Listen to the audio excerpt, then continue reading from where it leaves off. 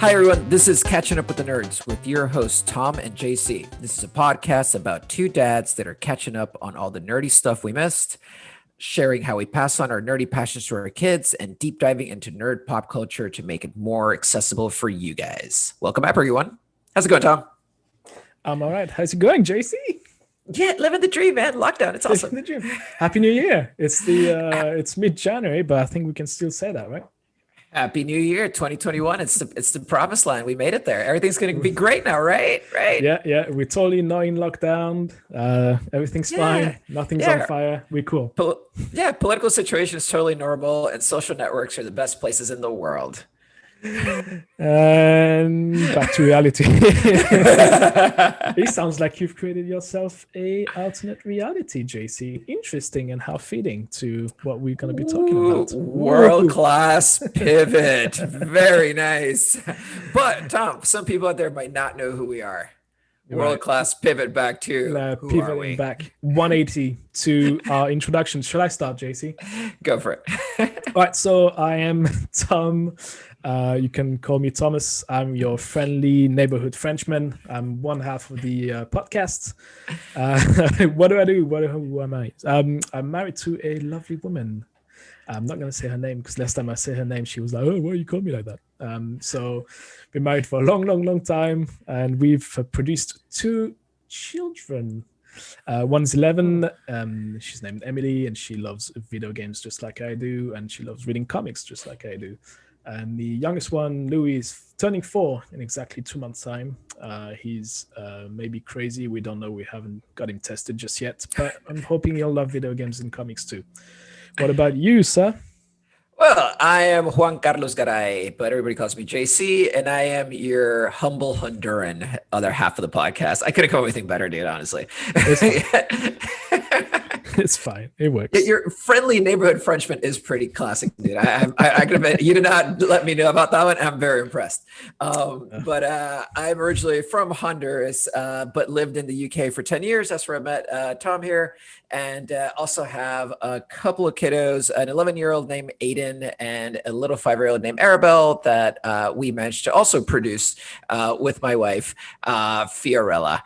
She's okay being called Fiorella or Fio or Fiori.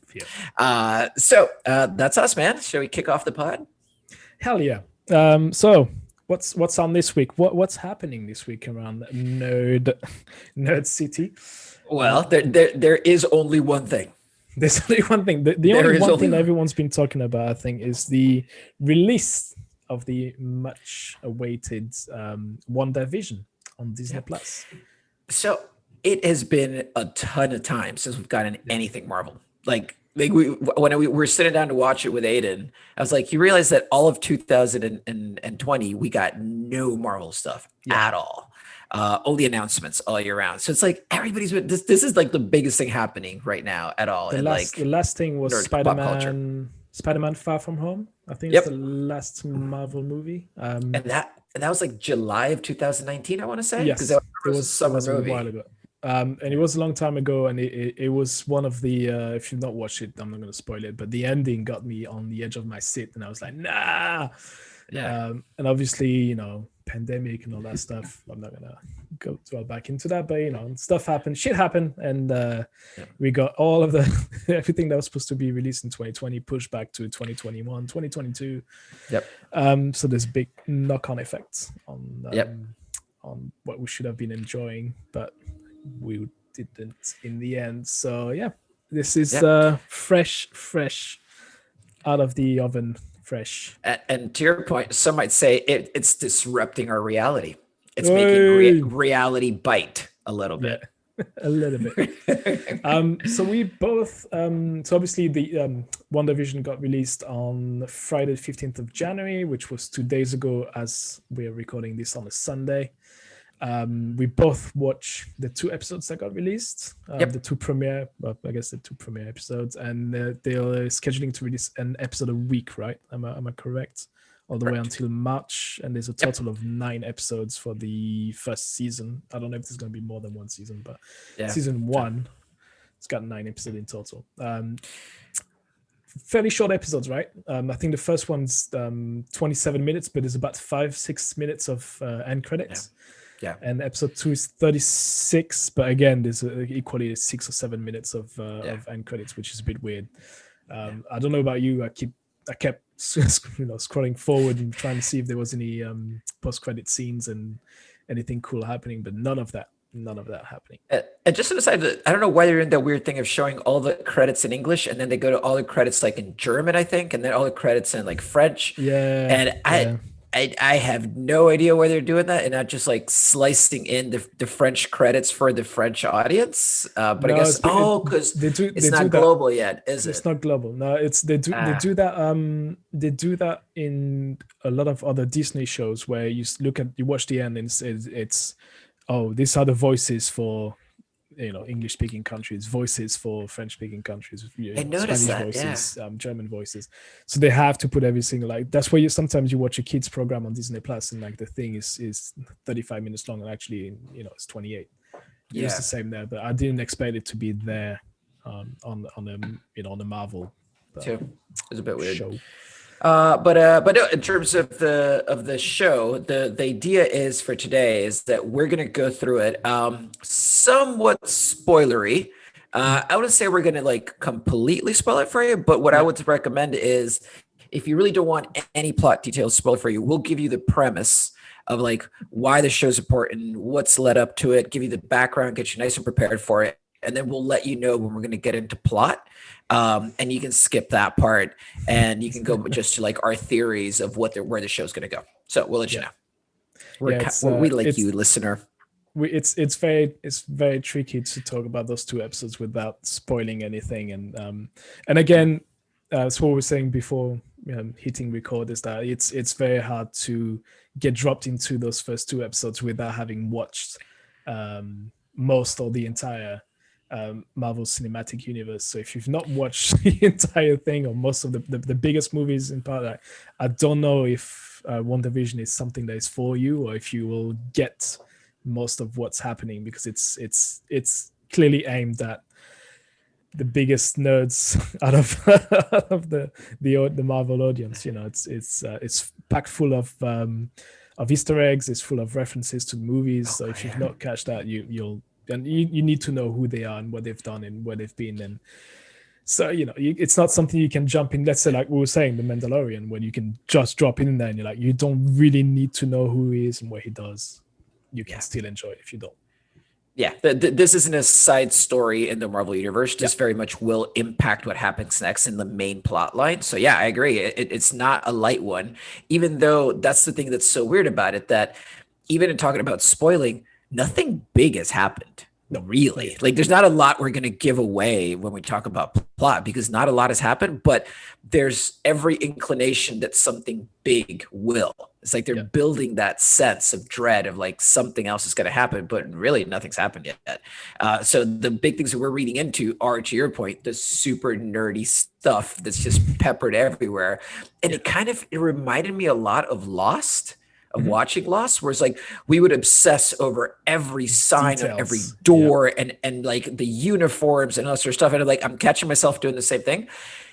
And I kind of like it. I don't know how I feel about it. It's clearly is reminiscent of Lost in that respect. Yes, I was the same. I was watching it with Ellie and Emily, and I was like, you hear what she said? I'm like, and they were like, huh? Even though they watched the whole thing with me, but it's like because I'm that much more involved in it than they are.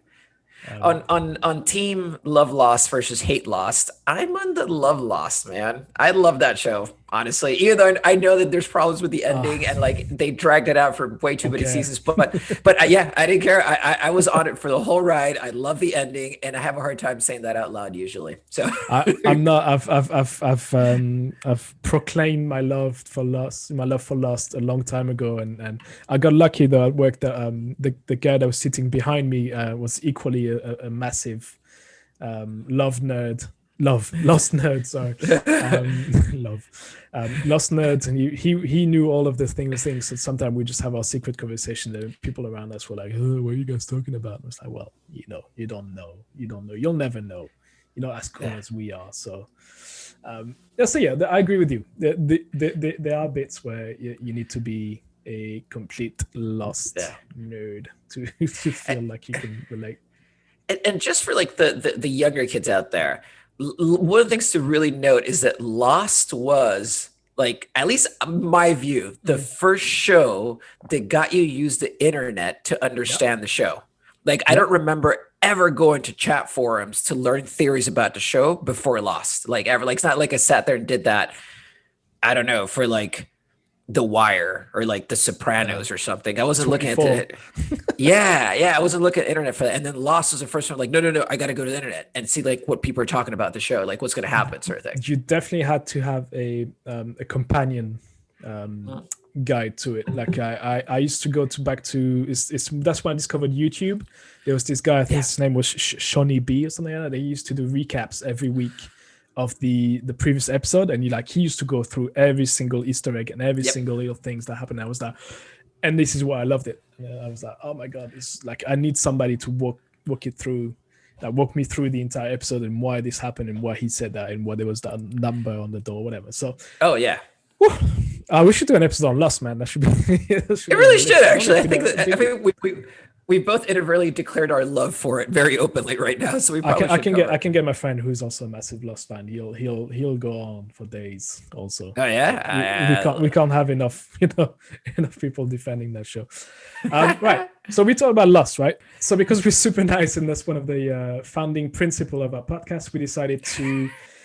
I know, right? There's foundations, and the strong foundation of this podcast is the principle that we want to introduce everyone and anyone who's not familiar with nerdy content and would like to be introduced to what's cool in the nerd world.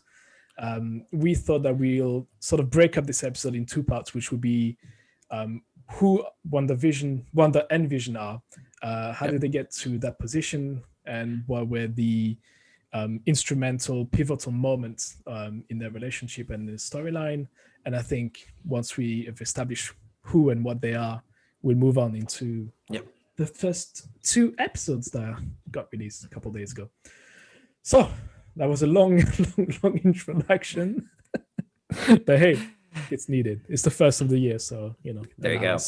All right. Indulge us.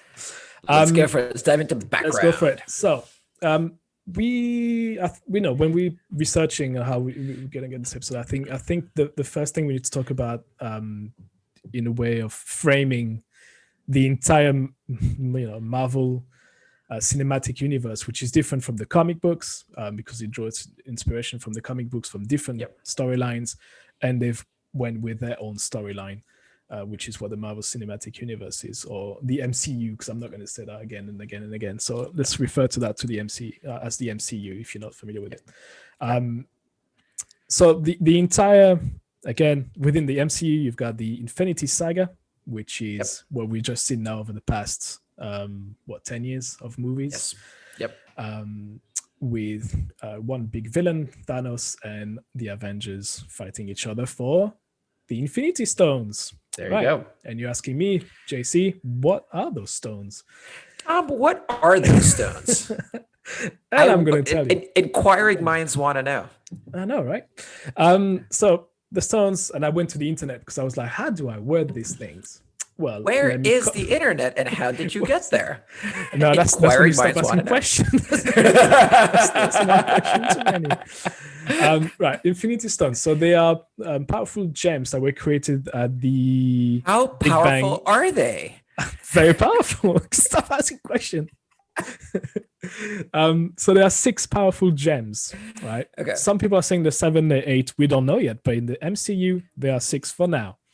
Okay. So if they can, there's 6 stones, 6 gems, but they're separated at birth.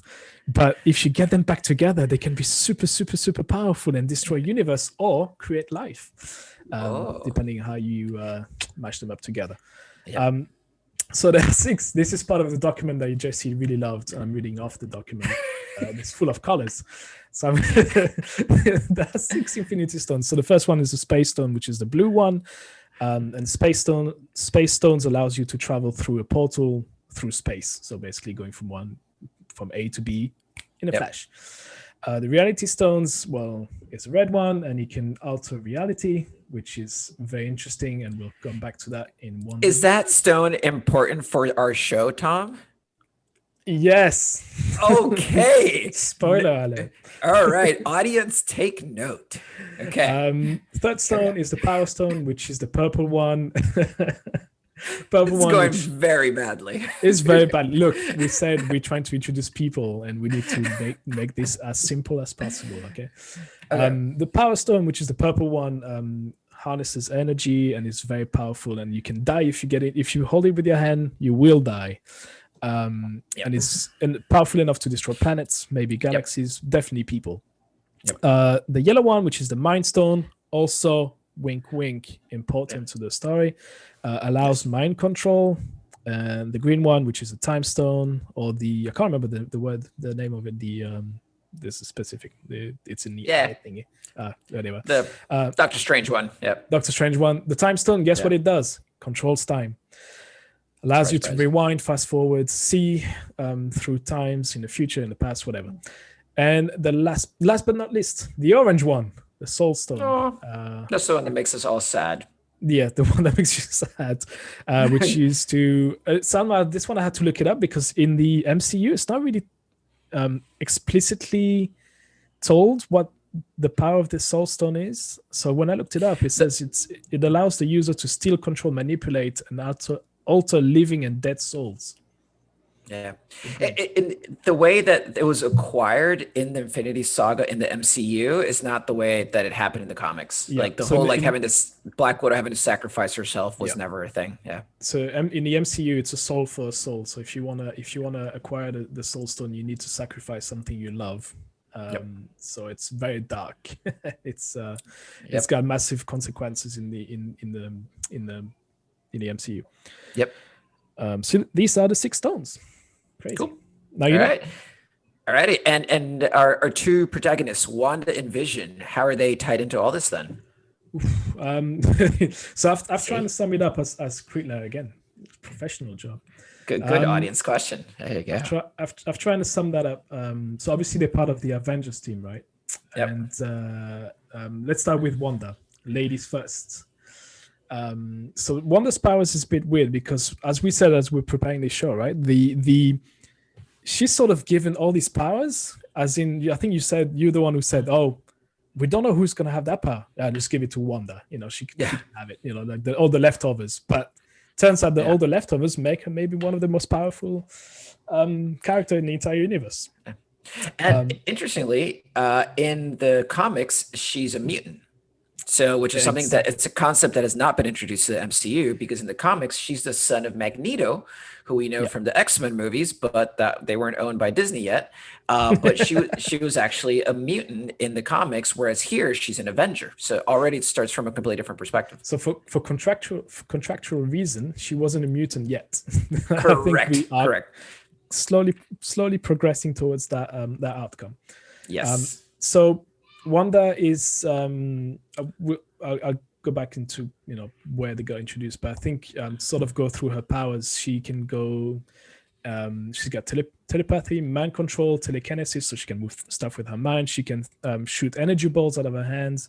Sounds weird to say, and create only when she does that really like weird motion, or else she can't just go just like fly out. She has to like make it look cool, and only then they fly out. And then they fly out, exactly. She can use her energy balls. I'm not going to say that. Energy through her hands. She can also hover or fly in the air. And then she can. We've seen in one film. We'll get back into that. But she can also alter the imagination or the mind of the person she controls, or a group of people she can. Jumping into Vision, and again we'll go back into how Vision came about. He's an android that got created by Tony Stark, aka Iron Man.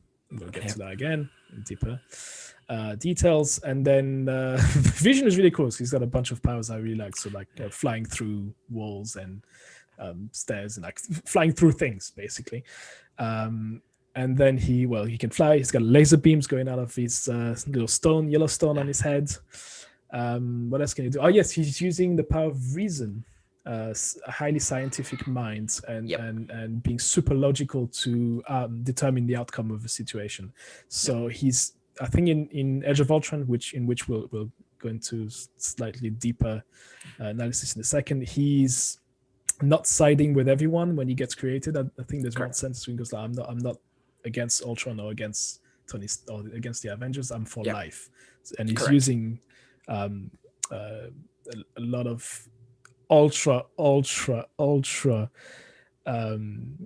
what's the word I'm using for logic throughout the movie to guide his decision making, which is quite cool actually. It's the ultimate scientist. Yes, exactly. And he very much plays that in the comics as well. Like he's always like the voice of reason and has like saved the world like multiple times throughout the comic stuff. So he's like huge character there too. So for people that haven't watched or are curious which movies are most relevant to maybe rewatch or watch for the first time, before going into this, what would be like the movies you think that people should watch to make sure they know what's going on? So there are really three movies you wanna go into. These Avengers: Age of Ultron, which is when we get introduced to Wanda. Well, they get introduced into at the end, the post-credit scenes of another movie. I think the first Avengers. I can't remember which one, or maybe the Captain America. One of those. But you don't know who they are. But they get properly introduced in Age of Ultron. If you want to follow that and with another episode movie with those guys in, you can go and watch Avengers Infinity War, and then lastly you've got Avengers Endgame. So that's like a deeper look into the Age of Ultron, which is the starting point for you, for anyone who wants to understand where Wanda and Vision are coming from. So Avengers Age of Ultron starts where the Avengers are looking for the scepter and they're looking for the Mind Stone, which was stolen by Hydra, which is an offshot, not secret, but offshot army that is coming from the Nazi party. They're even crazier and nastier than the Nazi, if you can imagine that. So what's Hydra trying to do is to build a super army with the Mind Stone. Is it the Mind Stone? Yeah, the Mind Stone. And really get to defeat the Avengers with that super army and control the world. The only one who's surviving all of those experiments are Wanda and her twin brother Pietro. So Wanda can do all of the magic tricks that we mentioned beforehand, and Pietro can go places super quickly. It's got super speed abilities, which is quite cool. Leaving behind a little blue trail, and his sister has got little red hands and abilities, which going stone colors. And while they never get called Scarlet Witch and Quicksilver, that's their name in the comics. That's the only reason we know that's their name is because of the comics, but they never actually get called that in the MCU. They never ever say those names, which is really weird. I don't know why though. Maybe contractual issues again. There's a lot of contract shit going on. Because they're technically mutants, and Disney didn't have the right to mutants at that point. I think that's why. That is true. Right. So eventually, the Avengers get the Mind Stone back from Hydra, and Tony Stark's, because he's seen a vision of the future, says, you know what, I need to protect the world. We've seen what happened in New York in the first Avengers film. Aliens came from the sky and they're trying to run us over, and we barely got the better of them. So what we need is a suit of armor around the world, something to protect us, something that is bigger than us. And he goes, well, let's go with Ultron. So I think they run through, they're trying to analyze the stone they've got, the Mind Stone, and they're trying to see what's in there, what it is, what it does, what its powers are. And Tony decides to, I think, go with it. I think he tries to get Ultron created. I can't remember. I've seen the movie a long time ago. But then the stone itself comes back to life, and takes over Jarvis, which is the personal assistant of Iron Man, and decides to build itself a body, which is then Ultron. Ultron is absolutely batshit crazy, so he's trying to understand too much of the world's history and goes, whoa, actually humans and the Avengers in particular are dangerous to the planet. So what I'm going to do is create something big enough that is going to cause the end of the human race and the Avengers, and then we'll start over from there. I'm God, we'll start from scratch. So eventually, Tony Stark gets his hand on the stone again and decides to create Vision, which is supposed to be this now force for good, and it's Vision is an android, so it's created from actual human tissue, and they have uploaded his conscience from the Ultron's conscience into Vision, and then bang, Vision is born, and he's taking the side of the humans and the Avengers. He's choosing life over death and Ultron, and well, spoiler alert, they kill Ultron, and they all live happily ever after. Yeah. Boom. Yep. Or at least we think they kill Ultron. I think we think. Yes, I think you think. So if obviously in the Age of Ultron, the first big blow for Wanda is Pietro, her twin brother, dies in the battle for was it Sokovia? Yeah. So that's one of the first big blow for her in terms of mental health, if you want to go that way. Yeah. Right. So now we fast forward to a bunch of years later in Avengers: Infinity War, where now Vision and Wanda are a couple, and they've moved away to Scotland to, I think they either escaped Tony Stark. They're trying to get a little bit of me time, and so they get to Scotland, and they are being caught up by Thanos, obviously, who's the guy who's trying to get all of the 6 stones together and to snap half of the existence, out of the universe, and to bring back balance. Yay! Thanks, Thanos. So they get caught up in Scotland. They're trying to live a happy life, trying to work on their love and their relationship. But Thanos obviously needs all of the 6 stones, so that means he's trying to get the stone that is right here on Vision's forehead. So that brings a little bit of a problem. Again, spoiler alert, they don't succeed. Thanos gets his hand on all 6 stones, including the one is on Vision's head, therefore killing Vision. Important moment, though, that initially Vision asks Wanda to destroy the stone herself, and she does. So she actually has to sacrifice her own husband, and then Thanos uses the time stone to rewind that back and actually just take it from Vision and just rip it out of his head. So that's one of the, again, pivotal moment. You're very, very right. That's one of the pivotal moments, is that you sort of learn a bit more about their powers, because Vision goes on and explain, to destroy the stone, you need something that matches the signature, matches the same component that the stone is got in his forehead. The only thing that can destroy it is something that is as powerful as this stone, meaning Wanda's got the power of the which one is it again? The reality stone in her, a mix of reality of all the stones, and she's the only one that is strong enough, powerful enough to be able to destroy the stone that is in Vision's forehead. Meaning that obviously at the end, when Thanos gets his hand on the stones, she's the one destroying it. And obviously she has to kill her love, right? Which is in order to save humanity. But that, again, that doesn't work. Sad ending, though. Bad time. It's been rough times for Wanda in general, man. She's not had like happy endings very often throughout the movies. And we forgot to mention that she gets snapped also, as in she disappears, she dies at the end of Infinity War. So that's right. And there's a critical difference there, which is important for Endgame. Vision is killed, and Wanda is snapped, which is 2 different things. Both are dead, but it's very important to the story.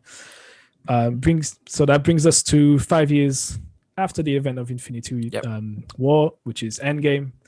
The Avengers are trying to undo the snap, which brings back all the people that have disappeared. Spoiler alert, again, I'm sure you've seen like in the movie, hopefully you have.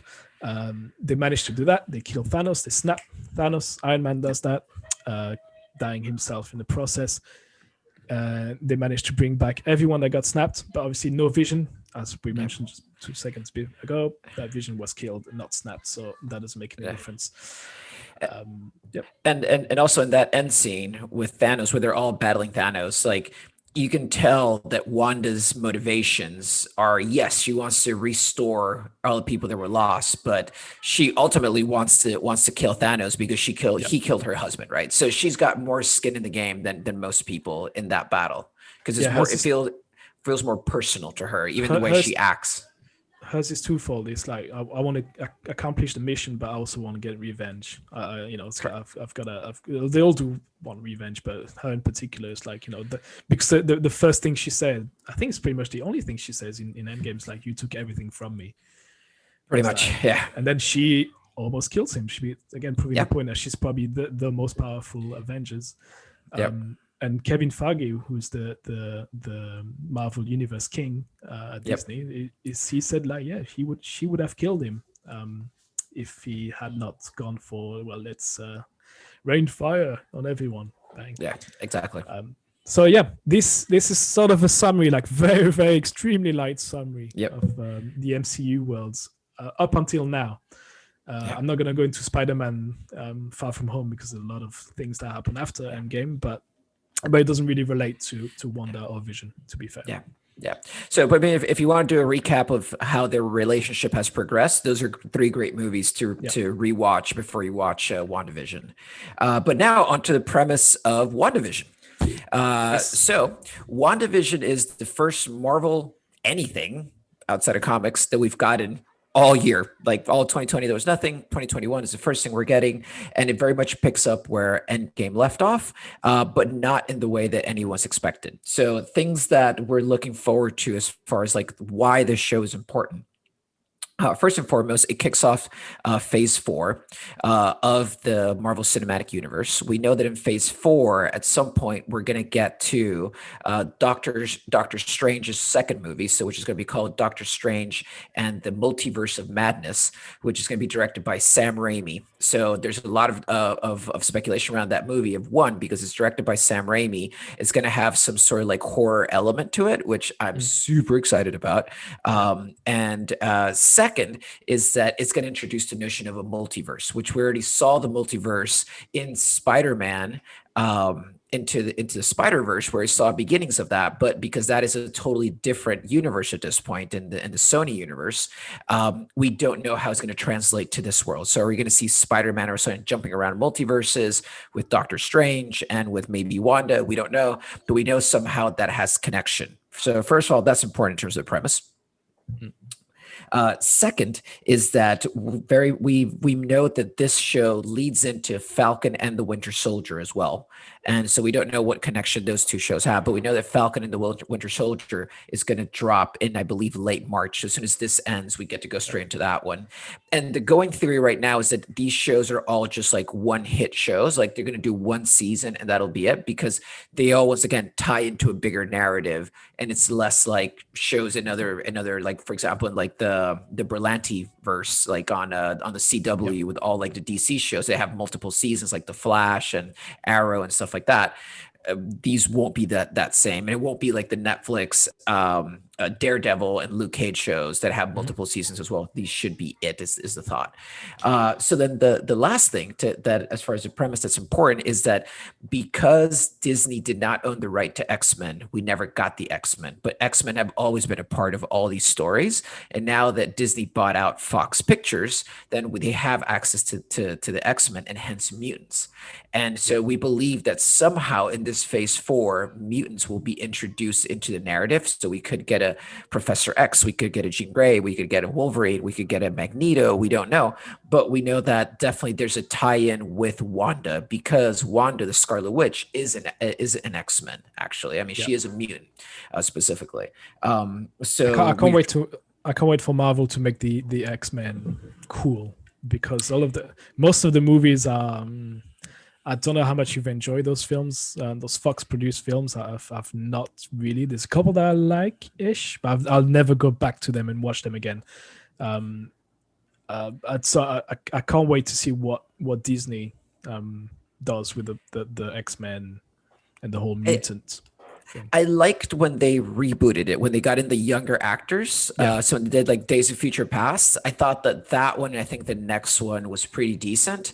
But I agree, as a whole, they never tied together, and they seem to always be trying to do the same thing over and over. The movies didn't evolve in any way, and I didn't even watch that last one, the one where it's like Black Phoenix or Dark Phoenix. Oh, Dark Phoenix! God, it's the thing. The thing is that the entire Skipped it. storyline for everything is just so confusing, because like, okay, so now they're old and then they're young, and then they're going back to the past, and it's like, and then they're going to the future. I'm like, I don't understand what's going on. But Dark Phoenix, I think, is the last one. It should have been amazing. It should have been, but it became a mess. And also just a quick note on that, the Fantastic Four as well.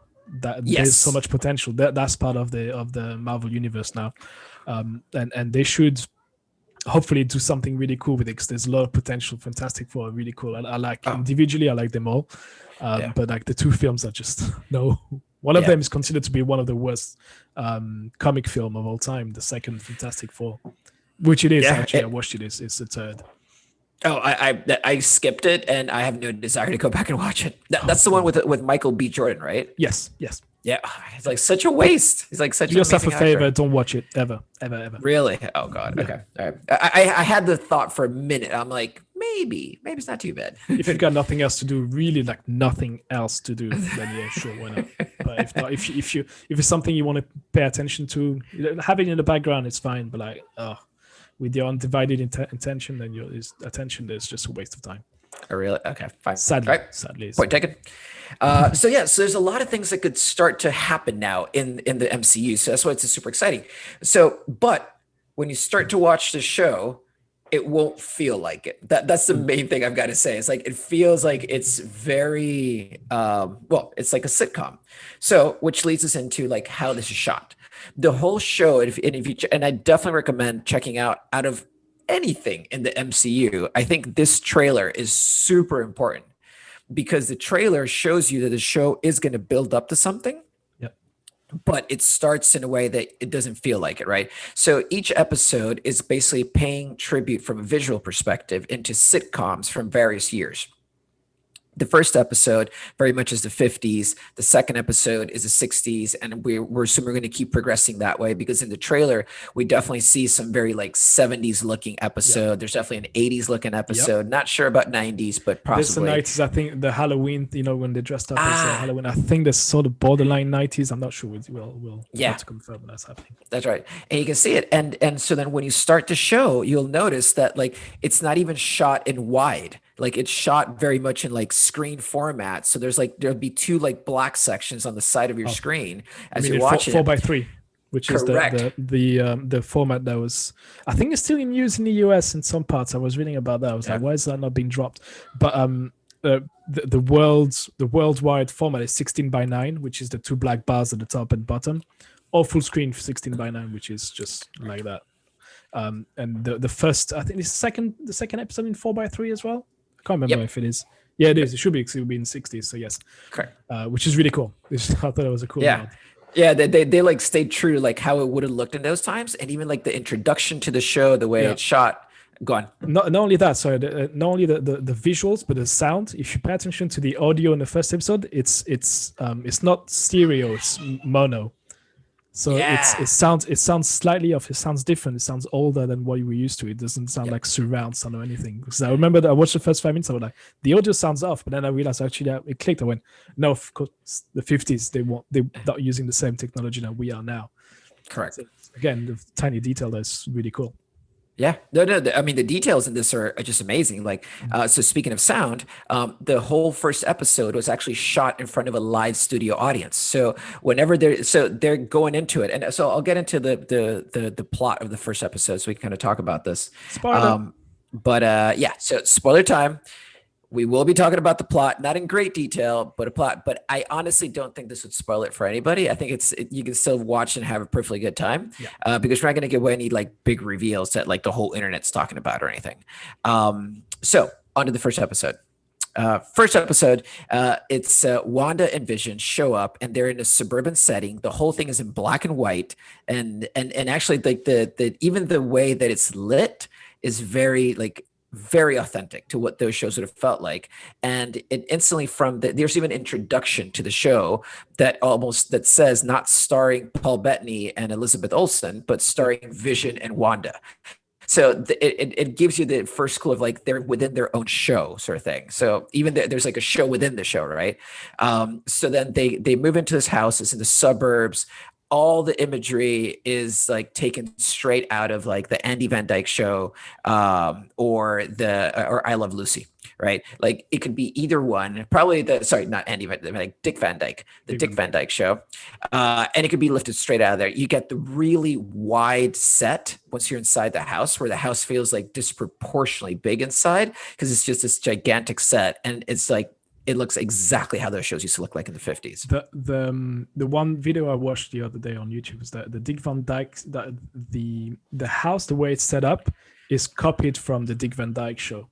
So if you look shot by shot comparison, it's literally the same, almost the same furniture where they set in the house is there. So there's in the shot, the little bit that is shown from the Dick Van Dyke Show is literally the opening sequence from WandaVision, where he crosses the door, and then obviously he's not carrying Wanda.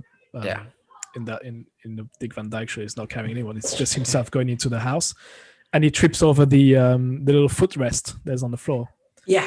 That's and right. You see that in WandaVision, like he trips because it doesn't walk through it. Anyway, because I think you mentioned something about Dick Van Dyke being a consultant on the show, or yes, he's a consultant on the show. Yeah, they actually got him in to actually do a lot of the writing, because once you get into the show, it plays out like a sitcom in that there's jokes every couple of seconds, and then you hear the audience laugh at the joke, and there's at some point in the episode a problem arises, and it's always like a very menial problem.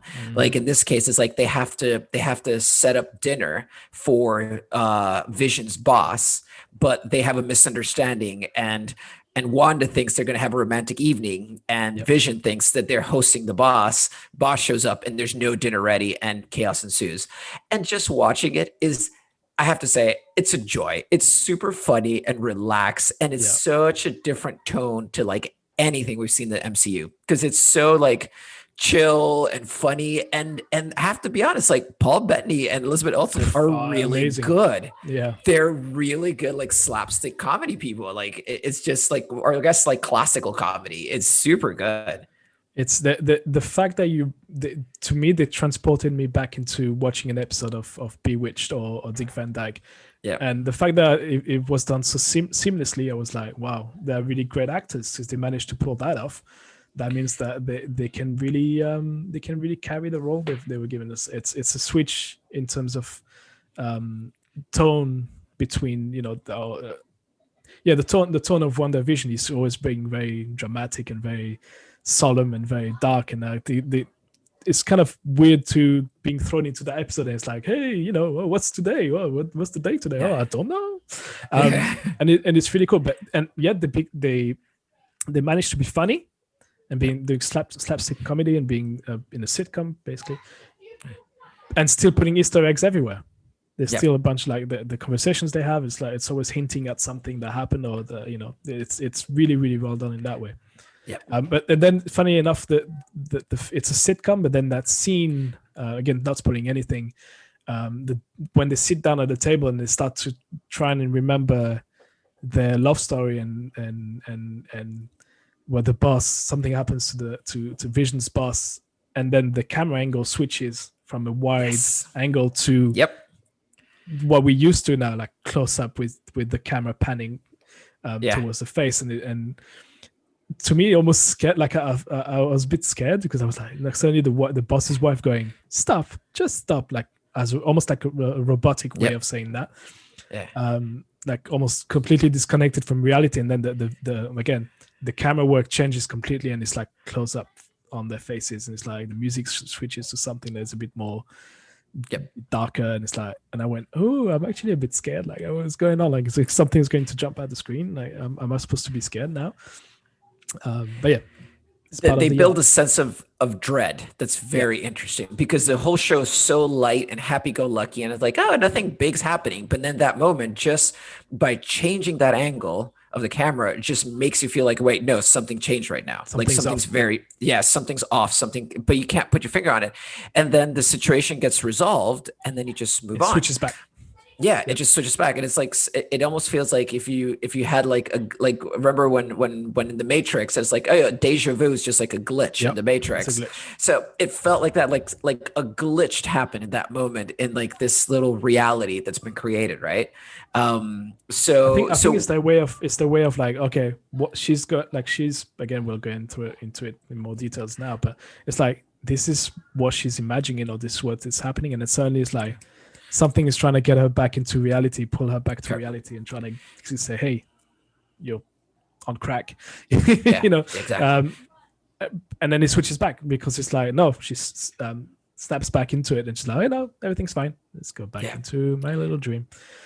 And this is where we start, once again, the visual cues start coming in again, because as part of the episode, there's actually an ad. Like there's a commercial break. Halfway through, halfway through, you get an ad. They've done it for both shows. And in the first show, the ad is for like a radio, right? It's like the radio, and you start to like get closer to the radio, and there's definitely like a very ominous, like dread-filled, like tone to the ad, and even the people acting are a bit off, and but you see the radio, and you can only see one red light blinking on the radio, and I just love the use of red as a way of emphasizing what's off, and also knowing that she's the Scarlet Witch, right? So there's a little bit of a story around red and Scarlet. It's a Stark radio, and it's a Stark radio as well. And it's a Stark radio, so we'll come back to that. But there's definitely a little Easter egg there. They have the rest of the episode. They have chaos happens at the dinner, but it gets resolved. No spoiler there, because they always do in these sitcoms. And then we're left with, oh, that was it. Right. And in the first episode, like very little dread pops in outside of them questioning, when did we get married? And why don't we have wedding rings on? Right. And they're like, wait, how did we arrive at this point? And you can tell they both don't know, or at least are pretending not to know at this point in the episode. Right. So then we go on to episode 2. And by the way, both are out on Disney Plus, so they're both out at the same time. Episode 2 starts off with what I think is just an awesome intro, because it's a total recall to I Dream of Jeannie and Bewitched. They both have the animated intros, and that was like a really big thing around the 60s, because animation started to take off as a medium, and they were animating the intros to the shows, and this is just so authentically done and like super cute and like whimsical and nice. And you see her riding a broomstick, and it's like, oh, it's so Bewitched. It's like, and I was expecting her to move her nose, like, doing the sound. I was like, come on, do it. And they use animation again halfway through the episode, also with the little animation they use with the piece of gum that gets stuck, which is more like a Hanna. What's that famous cartoon? Is it Hanna-Barbera or something like that? Hanna-Barbera, like the Flintstones. Yeah, so there was sort of the animation of the gum going through the mechanism. That was so cool. I actually bursted out laughing. I was like, what's going on? Oh, and the way they play that gag. So the whole point of the show is like, this time they're trying to join a talent show happening in town, right? And it's a talent show that's a benefit for the children. Yeah, which gets super creepy. But we'll get to that. So they start practicing a magic act. Right. So the magic act is like, Vision's going to be the magician and Wanda's going to be the assistant. He's going to make her disappear. And they're like practicing the act. And then Vision goes off to a local neighborhood security watch. Meeting. And he shows up, and the guys there are totally not taking the whole thing seriously. He's more serious than they are. And they start to kind of allude to the fact that they think that he's a bit like not fun, that he's communist. He's a communist.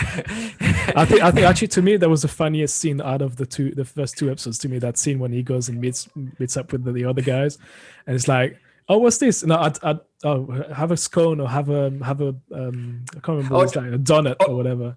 He's like, I never eat. I never eat between meals, And then they give him a gum. It's like, oh, is this a gum? It's like, oh yes, is that the one you put in your mouth, and then you must you have to. What's the word is used there? Oh no, he doesn't like mastication. Pointlessly masticate. Yeah. And then the guy's like, oh, I never do that. Like, oh, come on. but that's another Easter egg, right? It's like Big Red, another like something about red. And then he has the gum. And your point, they go through this animation of the gum going down into like he's a robot, goes down into his like robot works and like literally gums up his works. So it's like it gets stuck between his gears and I guess him to slow down. And I just think that it's hilarious that they thought that the effect of that is him acting like he's drunk. Yeah. Because of course, like everything slows down inside of him and he can't process things that fast, which is basically what happens when you're drunk. Yep. And I thought that was genius because then the rest of the episode is basically him trying to stumble through the magic act while being effectively like robot drunk and then like trying to make that work. And Wanda constantly fixing, and she really plays like the I Dream of Jeannie role there, where she's like just fixing after her husband because of all like the dumb things that he's doing. And it's just super funny. Like if for nothing else, watching it just will make you laugh for half an hour because it's hilarious what they do.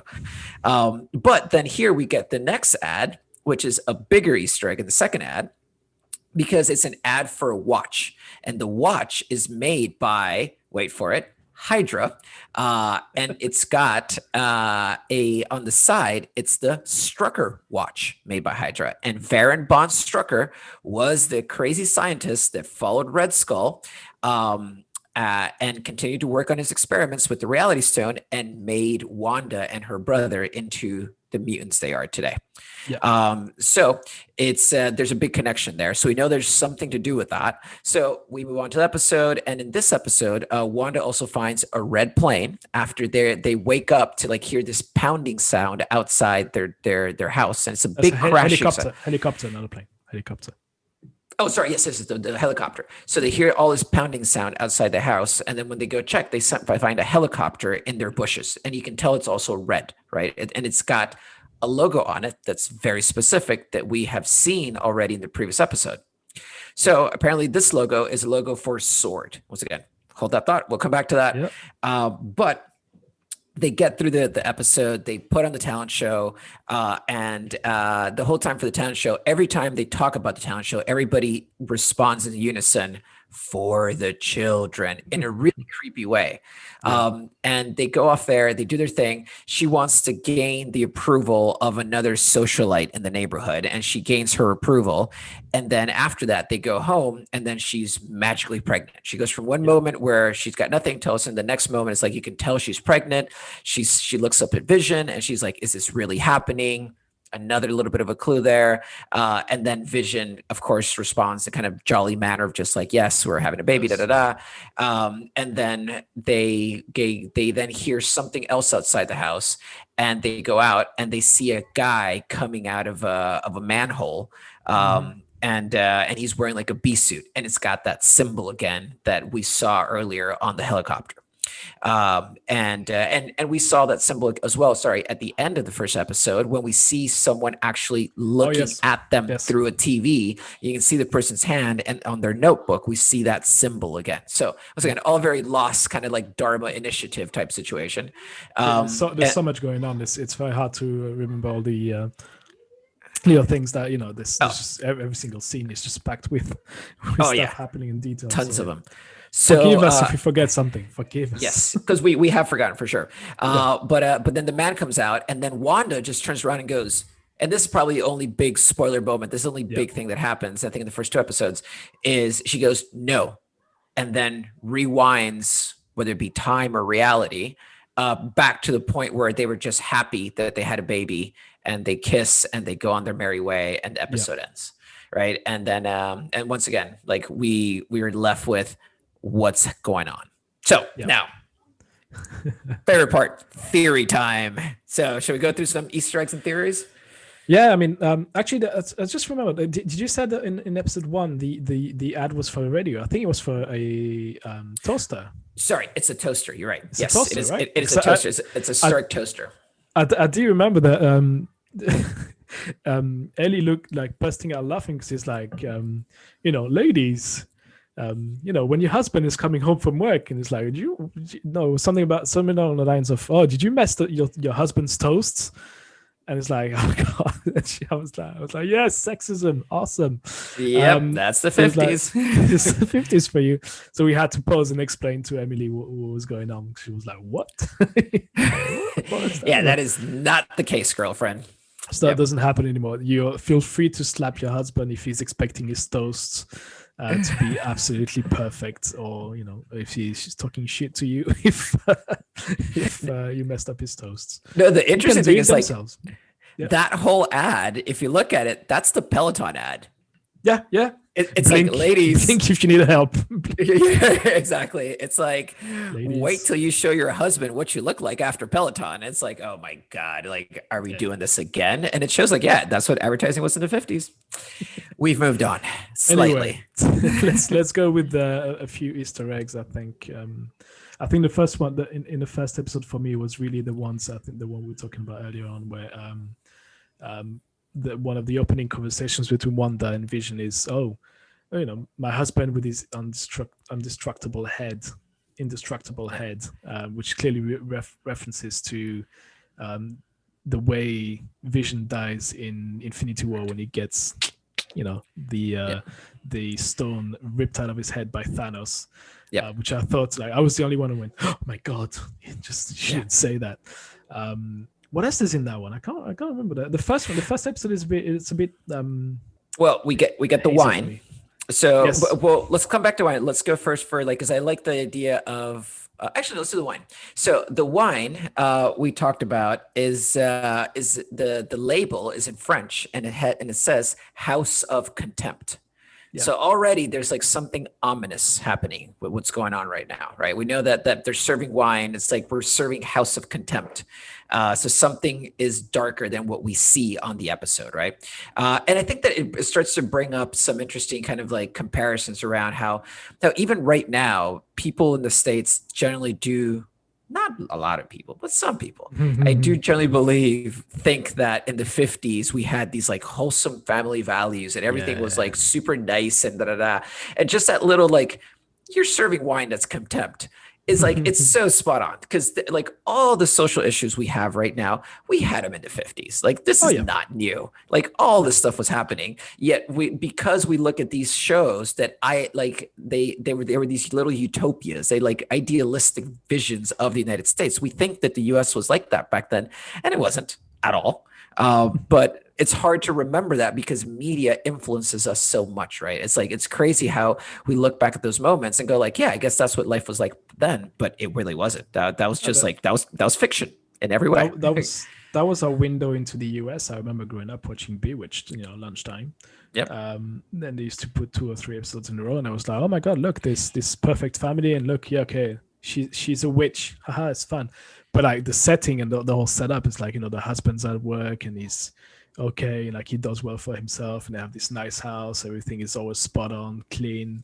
Right. Dinner is always ready when he comes home and stuff like that. And you think, oh my God, the great society. But then, again, same social issues where just being wrapped, and neatly tucked away to make sure that nobody else would talk about it, and it wasn't shown anywhere. But yeah, it's funny.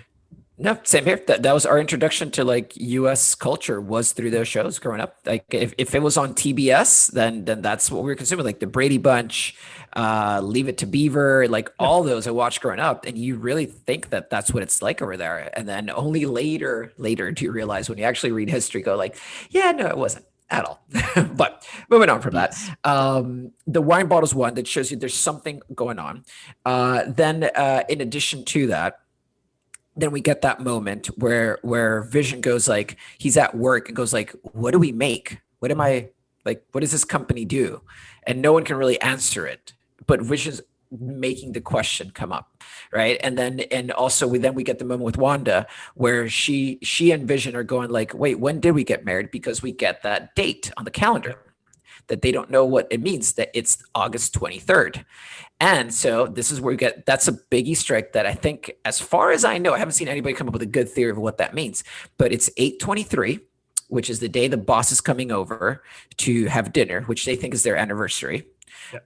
But then we see that come up again in the ad that comes up in the watch, that Strucker watch in the second ad in the second episode, the time is set to 8 o'clock, and then the minute hand is set to between 2 and 3. So once again, we get 8:23, which when we were watching it was super weird because that's my son's birthday. It's August 23rd. so he was super creeped out by it. He's like, wait, what? Why me? So it got very meta for him very quickly. And so it was some Lost vibes happening. And now he's involved. Now is Jack talking to me? Does Jack need my help? And I was like, never ending story. Like, well, now he's invested. Now Aiden's invested in the series. Now he's got to watch. He's got to find out what happened. Oh yeah, no, that definitely got him hooked. So then we see that connection with that number. We still don't know what that number means, but there's something to do with that number. But then I think the second episode, some of the Easter eggs there are way more interesting because then we get Sword. Yeah. At the end of the first episode, we see that person put down that notebook.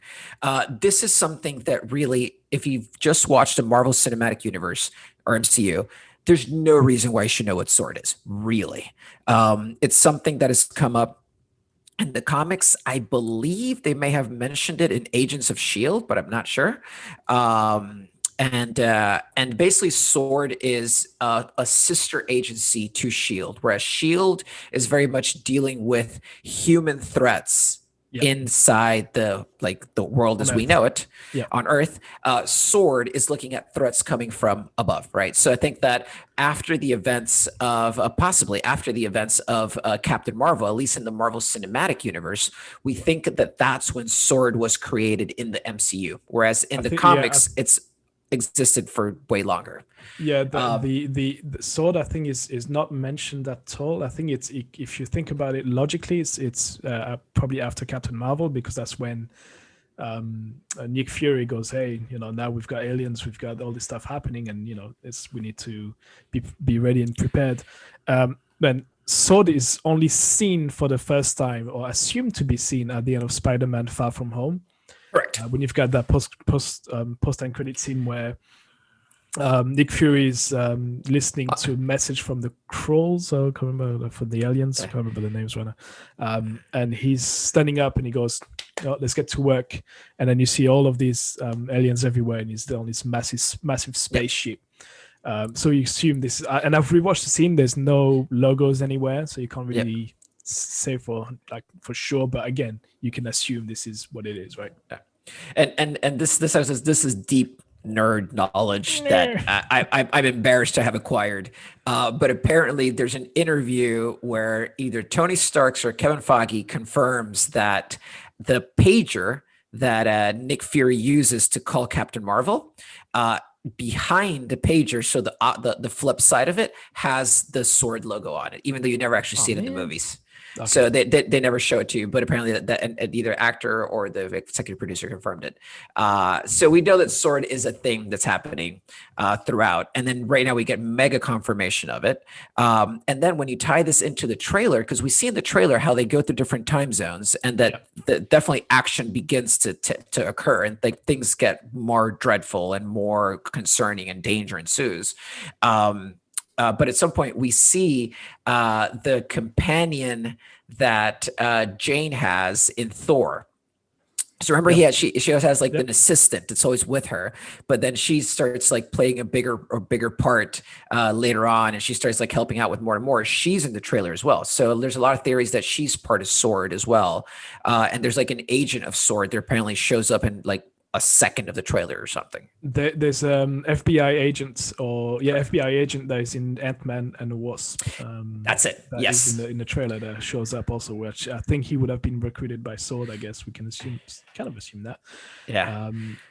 Who else is on that? Yeah. It looks like they're recruiting number twos to put together Sword. Yeah. And it would make me so ridiculously happy if and I know what's his name. The guy from Ant-Man that's always helping him and always tells a really long story of this one time at my cousin's wedding. Hang on. Michael Pena with Lewis. Louis, that's it. Yeah, Lewis. So if they recruited Lewis to be part of Sword, that would totally make my day. He's like one of the side characters that I would just want to get so much more of and just tell these like long stories about how he got into Sword and that he like totally bores everyone to death going through it. It would be so awesome if they did and that. It would be bullshit as well. Yeah, it would totally be made up. My cousin, And it would go back to somehow like in like a wedding he was at with his cousin and they're like hanging out in the backyard at a party. Oh, that would be so good. That's only in space.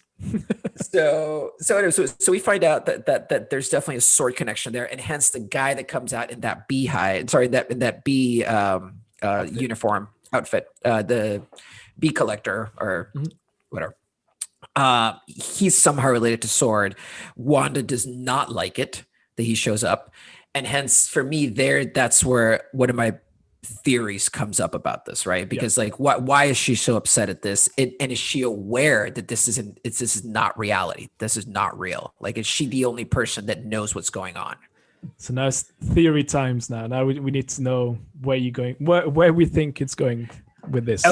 First two episodes. So, I think this is really when it gets super interesting even more. Yes, and this is the part where this is embarrassingly deep nerd knowledge. It's okay. That's what we're here for. That's what we're here for, to educate you about nerdhood. So there's two comic book runs that seem to have, three that seem to have an influence on this. One is there's a run in the 70s called the West Coast Avengers. So the Avengers eventually were like a franchise. So you had like the Avengers have always been based out of New York, but there's like West Coast Avengers, there's like the Great Lake Avengers, and there's like Avengers from other places. There's like even Avengers that I think show up in the UK or something. Like Captain UK, yeah. Yeah, Captain Britain. Captain Britain. Which, by the way, Henry Cavill. We're gonna get. Yes. Oh, really? Have they announced that? No, it's not announced. Not 100%, but apparently they've offered him the role. Really? But I don't know if that's been confirmed as of today, Sunday, 17th of January. Awesome. Because we're definitely getting a Captain Britain in the what ifs. Yes. Because there's a what if where Peggy Carter becomes Captain Britain instead of Captain America. Will they rename him Captain Brexit? Ooh. I'm by myself. Too soon. You don't want to talk to me? The premise of this is she's like avenging trade deals that can't be honored because of Brexit. Our fish is the greatest fish. Happy. She's like fishes. going around like trading potatoes back to other countries and stuff. Yeah. Where were we with this? Yes. So the West Coast Avengers. In the West Coast Avengers, there is a storyline where in the Marvel comics universe, there is a recurring character called Mephisto. And Mephisto is basically like the devil of Marvel, pretty much. He plays like the Satan-like character that we would know from like traditional like Judeo-Christian tradition. Yeah. So he plays that character, and in this one, he actively he wants to take away Scarlet Witch's powers, because in the comics, Scarlet Witch was born in Magneto, just has powers, and is a super powerful mutant, the same way like Jean Grey is like a super powerful mutant. But I think the Scarlet Witch is actually like more powerful than Jean Grey, is my understanding. But I believe jury's out on that.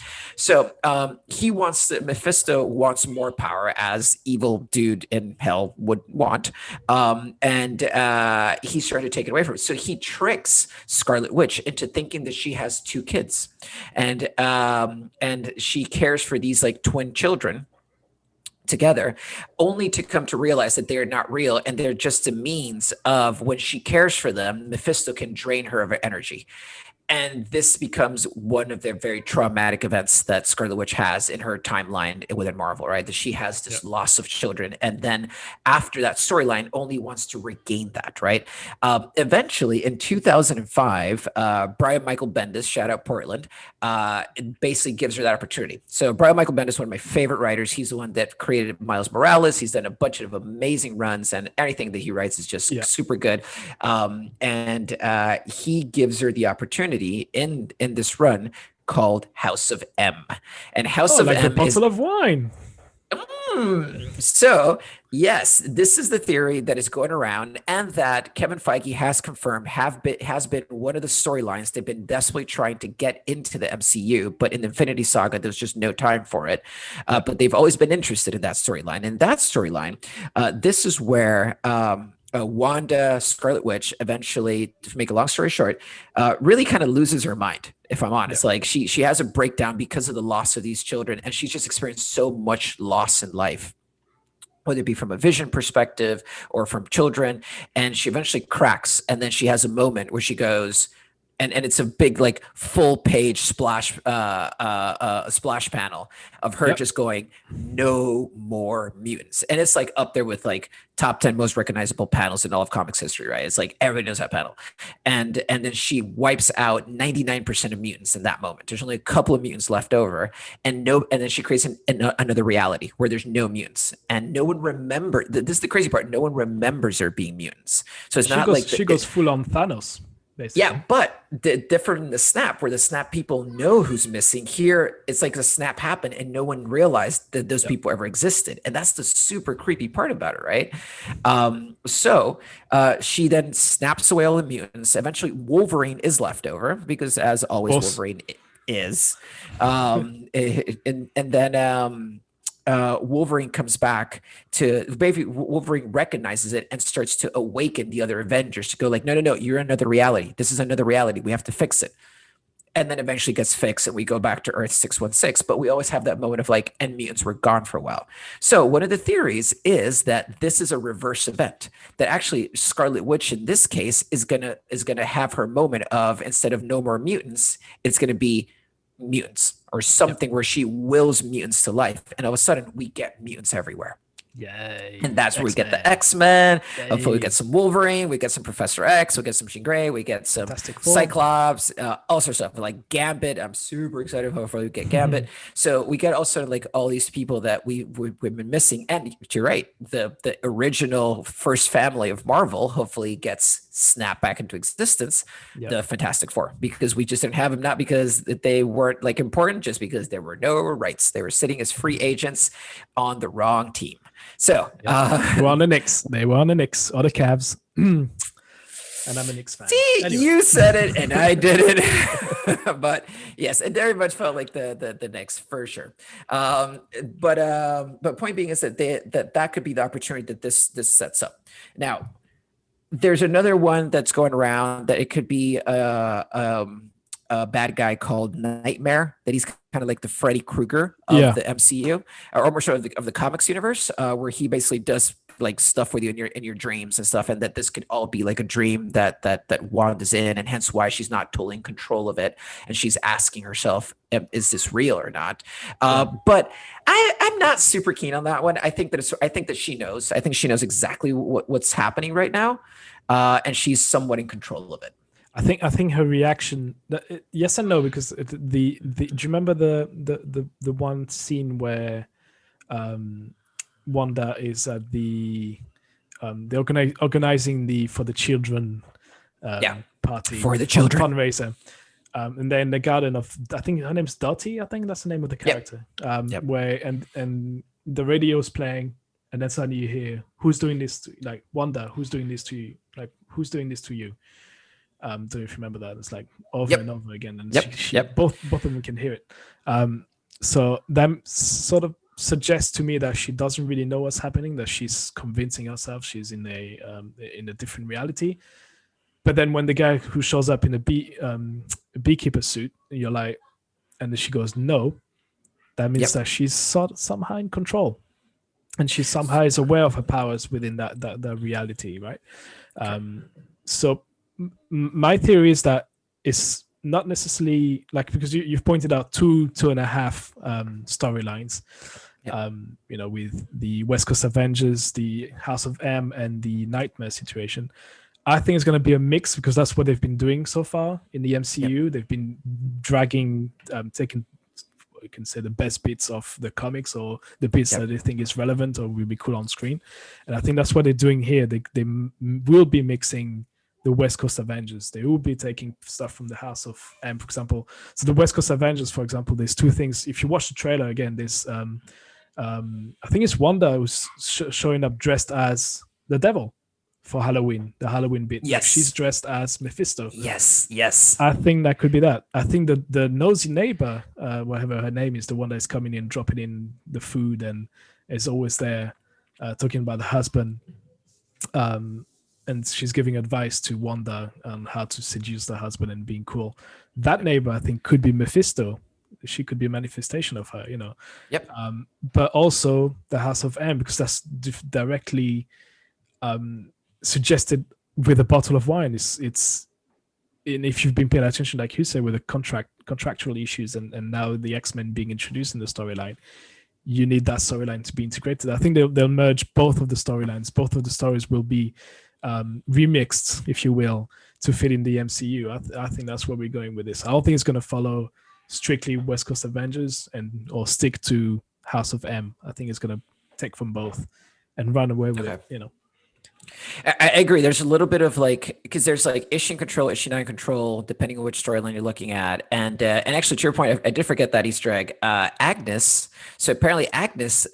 One of the theories is short for Agatha Harkness, which in the Marvel comics is a witch. So she plays a witch with the Marvel comics that does interact with Scarlet Witch. But in this case, Agatha Harkness just plays the stereotypical witch. I fly in a broom. She's got a cat.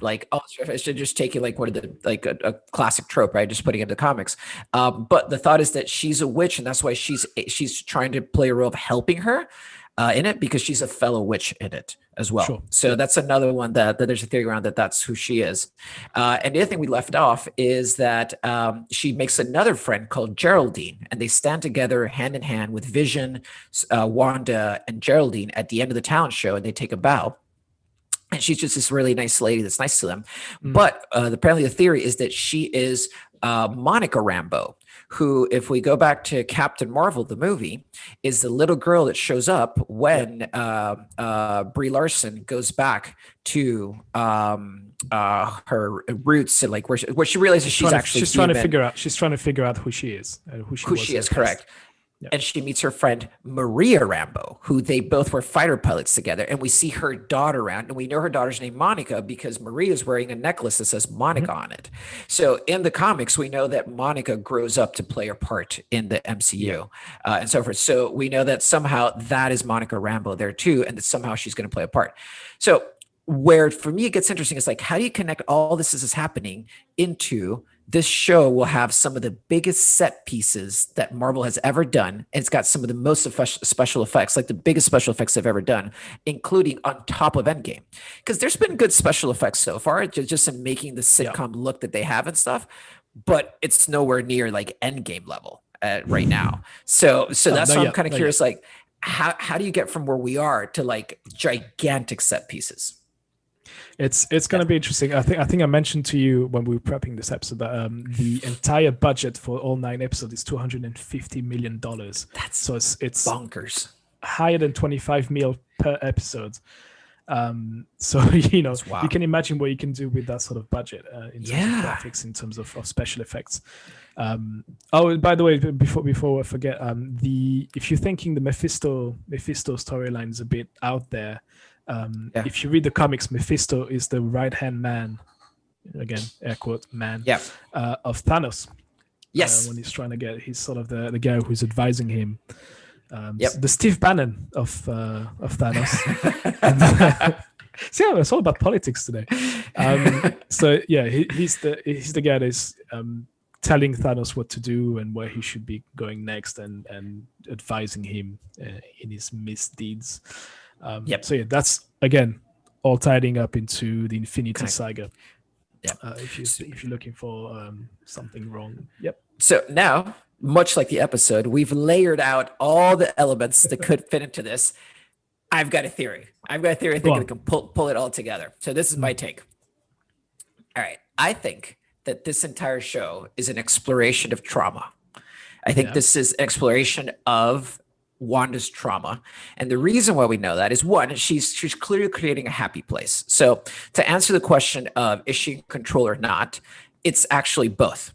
she is in control of the reality in that she is creating it to protect herself, to protect her mind. This is a mind. So we know how we get, like, for example, in the movie Split, where we find out that through trauma early in life, people then tend to, like, for example, that character created all these alternate personalities to just protect the little boy that was being treated very badly, right? It's like that was just all protection. So I think that Wanda is trying to protect herself against the trauma. Where we see the trauma is in the ads. I think that the first ad, the toaster, the blinking light, that symbolizes the bomb that was dropped into her apartment. So we find out in Age of Ultron that a bomb was dropped into her apartment where only her and Pietro were left, her brother, and they get to see the bomb sit there blinking at them and never exploding. And they're stuck with. Yeah, 2 days waiting for the bomb to explode. Can you imagine what that does to you, right? Mm-hmm. And then in the second one, we get the Strucker watch. That's when Strucker basically turned Wanda into the Scarlet Witch. Once again, another traumatic event, right? She becomes basically a bad guy, right? And Scarlet Witch has had that relation of becoming a bad guy, a good guy. I think that what we're going to see in this series is Wanda slowly descending into madness, and hence why we get the multiverse of madness in Doctor Strange, where she's no longer in control of her power. And the reason why Sword is a part of this is because Sword on the outside is seeing what's happening outside in the real world, how she's literally like warping reality around them in order to create this pocket reality to protect her mind. Yeah, and Sword is seeing the impacts of that. I think the radio scene is it's a very it's a big hint to what's going to happen, because it's literally telling you they're trying to find out what's going on. They're probably seeing stuff happening in reality, and they're like trying to reach out to her and say, hey, what's going on in your brain? Yep. Who's doing this to you? Are you doing it to yourself? Are you being possessed by anybody else? Like, it's so many questions that in so many avenues you could go down with the storyline right now. We're not being told much. Which is why I was very angry at the end of episode 2. I was like, I want to see episode 3. Why are you going with this? I would agree with you. I think this is what's going on. I think we're looking at trauma, and we're looking at her slowly getting into a state of losing touch with reality. Correct. And what better way to set up a multiverse where we can get things like Loki jumping around time, Spider-Man meeting with Miles Morales. Tying this into Doctor Strange is a perfect tie-in, because Doctor Strange is dealing with magic. It's not technology we're talking about right now. This is all magical stuff, and he's like the new Tony Stark, right? And he's the one that has control of magic in a way that no one else in the MCU does.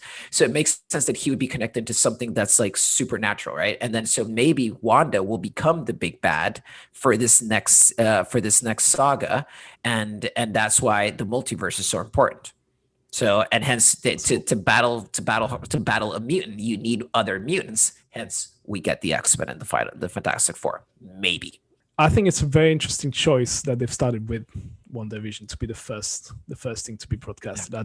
I can't remember why they've not started with Falcon. I don't know if it's a production issue with COVID. I think it's the fact that WandaVision is so set based. Like, there's a lot of special effects in there. You don't have to, when there's a lot of special effects, you don't have to go anywhere. It's all green rooms. Whereas Falcon and the Winter Soldier, I think, was on location because it very much seems like it's like they're making that like that's like the buddy sort of show where it's like it's about their relationship, and ultimately I think the universe impact of that show is less. I think that's probably like, what do the Avengers look like post Captain America? I think it's like how they start to pull back together again. I'm assuming that's what that show will do. Whereas this one is very much like, oh no, this sets up like the ultimate purpose, right? Yes. And Black Widow, I think really, I mean, I hate to say it. I honestly hope it's more, but I feel like all that Black Widow was doing was wrapping up Scarlett Johansson's run and setting up Florence Pugh, which is really sad that finally Black Widow gets a movie and it's just like a transition. And I'm like, I feel like it should have a bigger impact because she was just such an awesome character.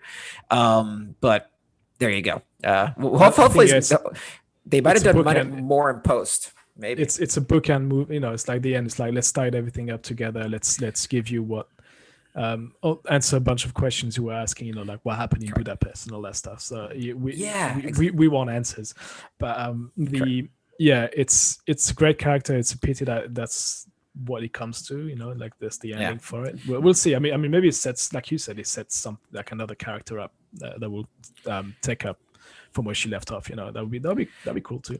Oh yeah, well, and we know that Florence Pugh signed on to like multiple movies now and stuff like that. So and honestly, like I do honestly like Florence Pugh for that role, like taking over as Black Widow. I think that'd be super cool. Like nice injection of like, she's just has such range as an actress. So I think she'd be an awesome addition.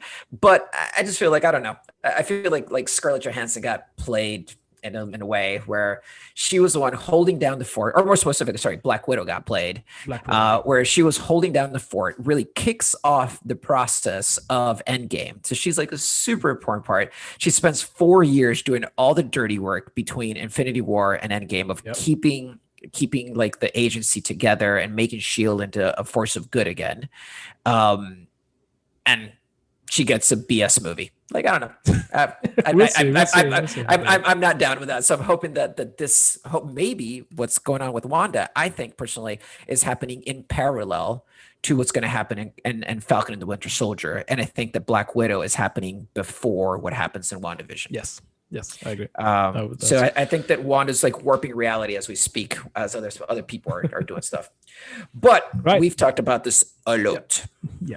I think it's time to wrap this one up. Right, so I think hopefully this one. Oh wait! I got one more thing. One last thing that actually is definitely. The third episode is gonna be good, and I can tell you why. Because everybody in the press got 3 episodes. The rest of us got 2. So everybody that does like press screeners and stuff like that, they got the first 3, meaning that the third one is the one I think is going to really leave us on like a cliffhanger where something big's going to come up in the third one. So yes, it's coming Friday, people. Wait for it. All right, cool. Let's wrap this one up. If you've liked this episode, please subscribe. Absolutely subscribe and share the love, and add some comments in the comment section if you're on YouTube, and then give us some thumbs up if you're on YouTube also, and some nice review on Apple Podcasts. Give us some 5 stars. That'll get us all the way to the top. We're nowhere near the top, but hey, the only way is up, right? And then we're at the top of our own reality. That's it. All that We've created our own reality. Wanda has showed us that. Okay, exactly. Who's Wanda? Who's Vision? I don't want. Wait, why were we making this podcast? Wait, why are we talking into microphones? What microphone? When did we start the podcast? I don't know. No! Shit. Rewind. Nope. Anyway, if you are so kind to like us on all of our social media, Instagram, YouTube, Facebook, Twitter, anywhere, we're everywhere. Just look up Catching Up with the Nerds and we'll be there. We also be in your dreams. We'll be everywhere. That's the goal. Like Hydra. We everywhere. You don't know it. Anyway, so that's it for me. Tom, signing out. Thank you, JC. We're everywhere. Like this outro was everywhere, Tom. Yes, all over the place. That's where we're the best. All right, bye.